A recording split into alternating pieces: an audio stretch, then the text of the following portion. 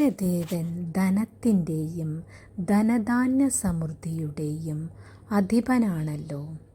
അതുകൊണ്ട് തന്നെ കുബേരദേവനെ പ്രാർത്ഥിക്കുന്നതിൻ്റെ കൂടെ ലക്ഷ്മി മാതാവിനെയും കൂടി പ്രാർത്ഥിക്കുകയാണെങ്കിൽ നിങ്ങൾക്ക് എല്ലാവിധ ഐശ്വര്യങ്ങളും വന്നു ചേരുന്നതാണ്. അതുകൊണ്ട് കുബേരദേവൻ്റെ മന്ത്രങ്ങൾ എല്ലാ ദിവസവും നിങ്ങൾ ജപിക്കുക.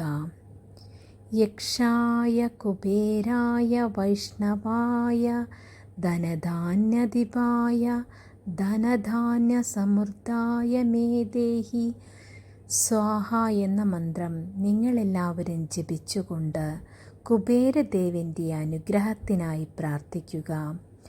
കുബേരദേവൻ്റെ അനുഗ്രഹം ലഭിച്ചാൽ നിങ്ങൾക്ക് എല്ലാവിധ കഷ്ടപ്പാടുകൾ മാറുന്നതും നിങ്ങളുടെ ജീവിതം വളരെ ധന്യമായി തീരുന്നതുമാണ്. അതുകൊണ്ട് എല്ലാവരും ഇതേ വിധത്തിൽ ചെയ്യുക.